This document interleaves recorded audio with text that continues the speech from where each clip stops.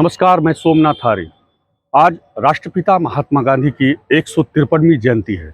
इस मौके पर सबसे जानना दिलचस्प यह होगा कि अंग प्रदेश से महात्मा गांधी का रिश्ता काफी पुराना है।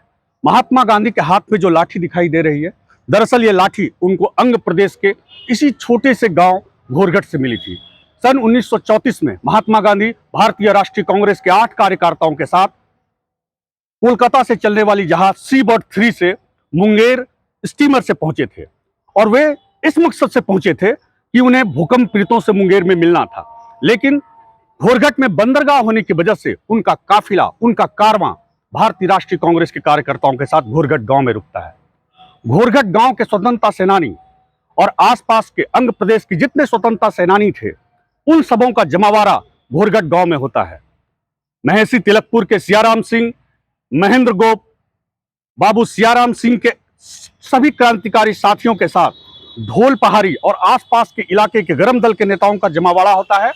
और यह पहला मौका होता है इतिहास का जब गरम दल के नेता राष्ट्रपिता महात्मा गांधी का स्वागत करते हैं। मतलब अहिंसा की प्रतिमूर्ति के सामने वे नतमस्तक होते हैं। गरम दल के नेताओं के द्वारा अहिंसा की प्रतिमूर्ति के सामने नतमस्तक होने का यह संदेश था कि राष्ट्रपिता बापू की छवि देश में सत्य, अहिंसा, न्याय के परिदर्शन को एक ऐसे चक्र में बांधना था जो भारत के गांव और भारत के गांव की आत्मा में बसती है।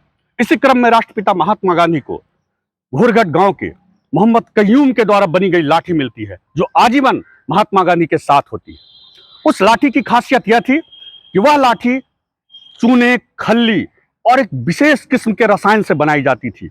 उस लाठी को अंग्रेज खरीदते थे और भारतीयों पर कहर बरसाते थे। वो हंटर के रूप में ब्रिटिश औपनिवेशिक सत्ता जहां जहां थी वहां इस्तेमाल ब्रिटिश सैनिक करते थे।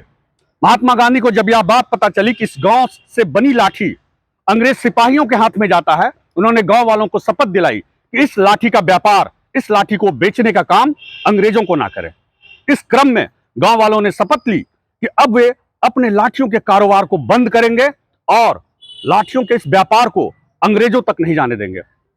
इस घटना के बाद ब्रिटिश पार्लियामेंट में इस बात को लेकर हंगामा मच जाता है कि भारतीयों द्वारा निर्मित वो लाठी अंग्रेजों तक नहीं पहुंच रही है। एक बड़ा व्यापार, ग्रामीण अर्थव्यवस्था का बड़ा व्यापार रुक जाता है। अंग्रेजों का अत्याचार और जुल्म अंग प्रदेश के उस गांव घोरघट में होता है जहां कभी राष्ट्रपिता महात्मा गांधी के कदम पड़े थे। बड़ी दिलचस्प घटना है, कम लोगों को जानकारी है, लेकिन अंततः जीवन के अंतिम क्षणों में साबरमती के संत की वो लाठी जो आज इस मूर्ति के रूप में आपके सामने दिखाई दे रही है, आजीवन महात्मा गांधी के साथ रही।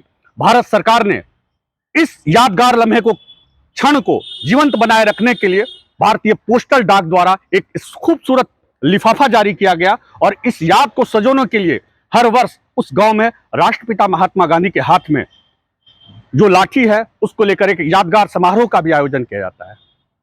इन्हीं चंद विचारों के साथ मैं आपको राष्ट्रपिता महात्मा गांधी के उन अल्फाज के साथ लिए चलता हूं कि सत्य और अहिंसा की जो परिक्रमा है उससे एक दिन पूरा विश्व घूमेगा और उस पटरी पर दौड़ेगा।